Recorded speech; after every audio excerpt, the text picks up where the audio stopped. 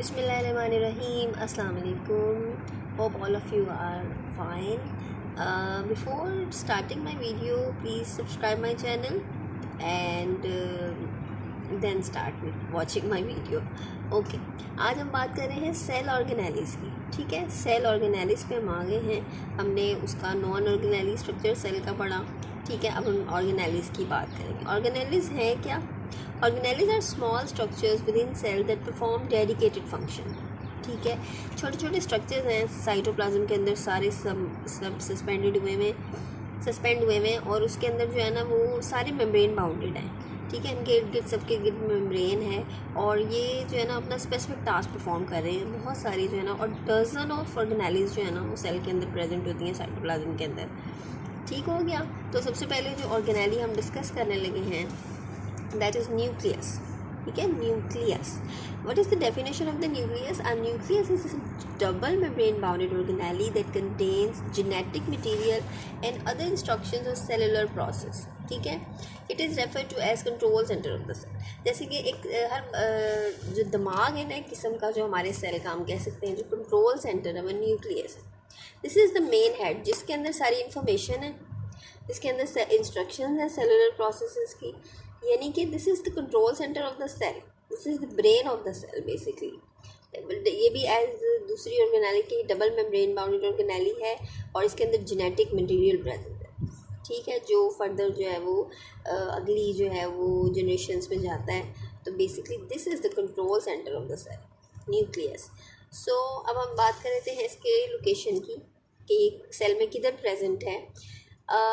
ये जो है ना यूक्रियोटिक सेल्स में प्रोमिनेंट न्यूक्लियस होता है. प्रोमिनेंट न्यूक्लियस का मतलब होता है कि बाकायदा मेम्ब्रेन बाउंडेड है और क्लियर नज़र आता है कि ये न्यूक्लियस है. In animal cells it is present in the centre. Animal cells के अंदर तो सिंपल ये बीच में मौजूद है. ठीक है, प्लांट सेल्स जो मेच्योर हो जाते हैं ना उनमें लार्ज वैक्यूल बन जाता है. बीच में ना एक बहुत बड़ा सा वैक्यूल बन जाता है. तो जो होता है ना हमारा न्यूक्लियस वो एक साइड पे लग जाता है उस वैक्यूल की वजह से. तो एनिमल सेल्स में सेंटर में है और प्लांट सेल में जो है ना वो it is push to side. Okay, what is the structure of the nucleus? अब स्ट्रक्चर ऑफ द न्यूक्लियस में तीन चीज़ें हैं. ठीक है, एक न्यूक्लियर एनवेलप है, एक न्यूक्लियोप्लाज्म है और एक न्यूक्लियोलस है. ठीक है, this is the main points in structure. तो सबसे पहले हम बात कर लेते हैं न्यूक्लियर एनवेलप की. न्यूक्लियर एनवेलप क्या है? Nucleus is bounded by a double membrane known as nuclear envelope. जो डबल मेम्ब्रेन से ये बाउंड हुआ है ना उसको बेसिकली न्यूक्लियर एनवेलप कहते हैं. और न्यूक्लियर एनवेलप के अंदर ना स्मॉल पोर्स होते हैं. ठीक है, स्मॉल छोटे छोटे सुराख होते हैं जो उसको जो है ना न्यूक्लियर एनवेलप को इनेबल करते हैं कि एक सेमी परमिएबल मेम्ब्रेन बने. सेमी परमिएबल मेम्ब्रेन का मतलब है कि कुछ चीज़ों को अंदर आने दे, कुछ चीज़ों को बाहर जाने दे. ठीक है, स्पेसिफिक चीज़ों को अंदर आने दे, स्पेसिफिक को बाहर जाने दे. तो सेमी परमिएबल होता है न्यूक्लियर एनवेलप क्योंकि इसमें बहुत सारे स्मॉल पोर्स होते हैं. ठीक हो गया. अच्छा जी, अब न्यूक्लियोप्लाज्म क्या है? Nucleoplasm inside nuclear envelope a granular fluid that is nucleoplasm is present. ठीक है, आई डॉट ई का मतलब होता है दैट इज. अच्छा, ग्रैनुल से भरा हुआ एक फ्लूइड है जो न्यूक्लियर एनवेलप के अंदर है, उसको न्यूक्लियोप्लाज्म का नाम दिया गया है. It is just another cell inside the cell. जैसे सेल में प्लाज्मा मेम्ब्रेन होती है, साइटोप्लाज्म होता है, न्यूक्लियस होता है ना. तो न्यूक्लियस के अंदर बेसिकली न्यूक्लियर एनवेलप है, न्यूक्लियोप्लाज्म है और न्यूक्लियोलस है.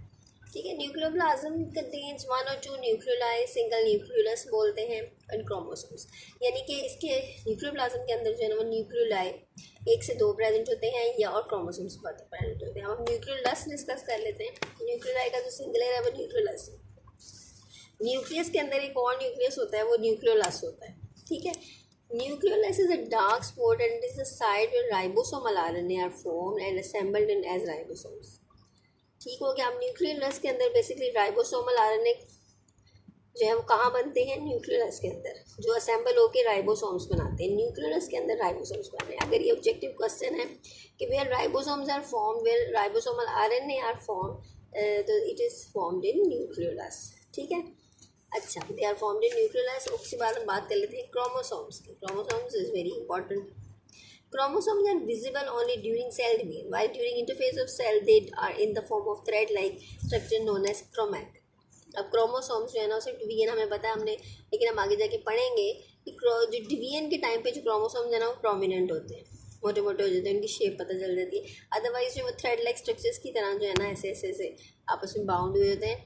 Chromosomes are visible only during cell division. और इंटरफेस क्या है, डिवीजन से पहले की जो फेज़ है ना, जब अभी स्टार्ट होनी होती है उस टाइम वो जो है वो थ्रेड लाइक स्ट्रक्चर के फॉर्म में होते हैं, जिनको क्रोमैटिन बोलते हैं। ठीक है, क्रोमैटिन। अच्छा जी, chromosomes are composed of deoxyribonucleic acid, DNA. ठीक है, क्रोमोसोम्स किससे बने हैं, डीऑक्सीराइबोन्यूक्लिक एसिड, जिसको हम इसकी एब्रीवेटेड फॉर्म है डीएनए। ठीक हो गया, और प्रोटीन से मिलके बने। ठीक हो गया। अच्छा, अब एक एक्सेप्शन क्या है कि यूकैरियोटिक सेल्स के अंदर तो एक प्रोमिनेंट जो है ना वो न्यूक्लियस होता है, जो न्यूक्लियर एनवेलप से इंसर्कल्ड होता है। लेकिन जो प्रोकैरियोटिक सेल है ना उसमें प्रोमिनेंट न्यूक्लियस नहीं होता, no prominent nucleus. Chromosome is made up of DNA. Chromosomes तो बेसिकली बनते डीएनए एंड प्रोटीन से ही है, लेकिन ये डीएनए क्रोमोसोम्स उसके अंदर तो न्यूक्लियोलस के अंदर पड़े होते हैं ना, लेकिन इसमें क्या है कि सिंपल जो है साइटोप्लाज्म में सबमर्ज होते हैं। ठीक है, इसमें जो है ना वो कोई प्रोमिनेंट शेप नहीं है, इसके अंदर वो इंसर्कल्ड होते हैं, बल्कि सिंपल साइटोप्लाज्म के अंदर जो है ना प्रोकैरियोट्स में जो है वो सबमर्ज होते हैं। ठीक है, डीएनए क्रोमोसोम्स। ठीक हो गया। तो अब मैं आपको let me show you the picture description. ये देखिए, ये एक सेल है और इसमें न्यूक्लियस शो हो रहा है, न्यूक्लियस शो हो रहा है। ठीक है, this is nucleus.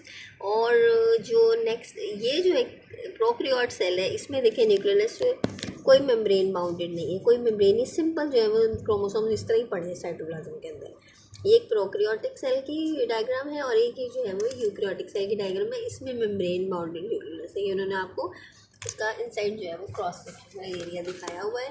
So this is all about the nucleus. Let me show you the diagram. This is, ये देखें, ये न्यूक्लियर एनवेलप है, ये न्यूक्लियोलस है, ये न्यूक्लियोप्लाज्म है, ये क्रोमैटिन है उसके अंदर। ठीक है, न्यूक्लियोप्लाज्म में। और ये देखें, ये न्यूक्लियर पोर्स हैं इसकी मेम्ब्रेन के अंदर, और ये chromosome during cell division. Cell division के दौरान जो है क्रोमोसोम इस तरह हो जाते हैं, मोटे मोटे ऐसे ऐसे, ये एक क्रॉस शेप बन जाती है उनकी। ठीक है, और उस तरह जो है वो थ्रेड लाइक होते हैं, ऐसे ऐसे धागे धागे धागे धागे। ठीक है, so this is all about nucleus. Hope you have understood. Keep watching my video. Thank you. अल्लाह हाफिज़।